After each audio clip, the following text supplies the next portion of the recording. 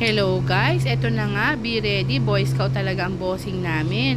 Kasi magdadrive kami ng van papuntang ng Pangasinan. Ang aga namin dito sa SM Central guys, iniwan namin ang sasakyan para makasakay kami dun sa aming van. O diba? Ayan na guys, on the way na kami para manood kami ng PFF. O diba guys, ano ba yung PFF na yan? Ito yung Philippine Football Federation guys, no? Na bawat territory o bayan ay may representative like Olongapo and Zambales, nag-connive, ayan, kaya naging OXPA, Olongapo City Zambales Football Federation Association, o diba? Ayan guys, madaling araw pa lang, ano, kahit puyat, on the go talaga ang mga mamis natin, o diba? Ayan, dumaan tayo sa shortcut para makarating tayo ng maaga sa Lingayen, Pangasinan, o diba guys? O, eto na, maaga na rin yung mga tricycle dito, naghahanap buhay para sa kanilang kabuhayan. O, diba guys? Eto, picture, video. Uy, may victory liner tayo nakita dito. O, diba? Ayan, yung mga taong nasa likod ng van, ayun, naghihilik-hilikan. Hayaan mo muna silang humilik-hilik para may energy sila sa panonood mamaya ng first game in the morning ng ating U16 under U16 ng OXPA. Wow naman, grabe naman ito. Lahat ng puno dito ay may Christmas light. Ang ganda-ganda naman. Tingnan, o diba?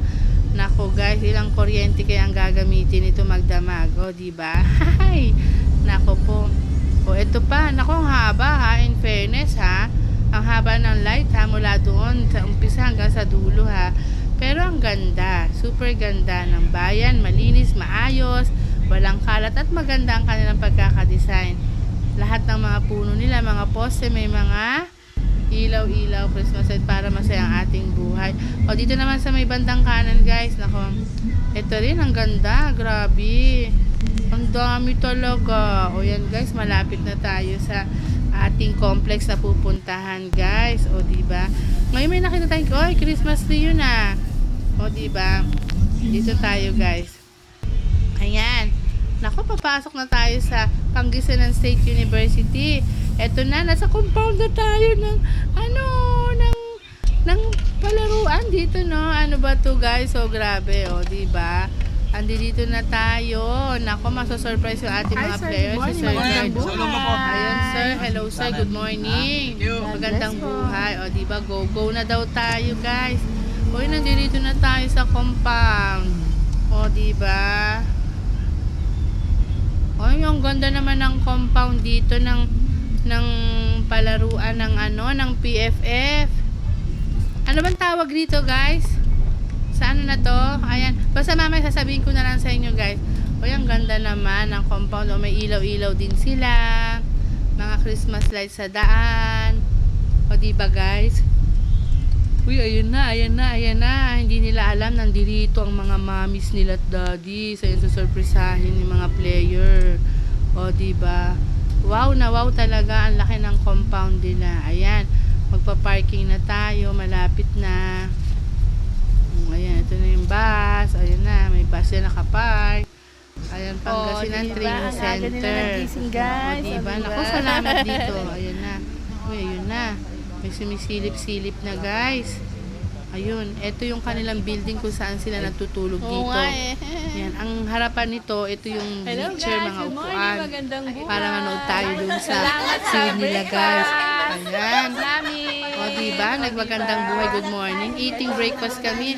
Ay, naku, thank you sa sponsor ng brown rice at ulam. O, diba? Diyan lang kami sa gilid-gilid, guys. Kain-kain. O, diba? Ayan. Tararan-tan-tan-tan-tan. Ang hagdanan. Ayan. Nandito sila natutulog. Surprisahin natin sila, guys. Ito na yung kanila mga double deck. Naku po, Diyos ko po, Rode. Ang kalat naman talaga. At alam nyo na, smells good. Ayan, ang kanilang double deck. O, diba? O, bonggang-bongga talaga. Ligpitin ng mga labada. Ayun. Ito na, kapi-kapi na naman tayo ulit dito, guys. Kain-kain tayo. Sarap. Ayan. Ang sarap din ng ating chicken apritada. O, eto na guys. Libot-libot na tayo, vlog-vlog na tayo dito sa building dito sa Lingayen, Pangasinan, sa sports complex nila. Ayan. O, diba? Ito, ang lawak talaga dito guys, grabe.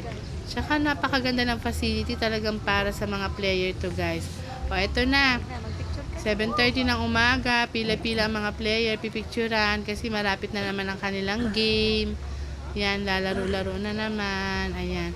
Nako, kaya salamat na lang.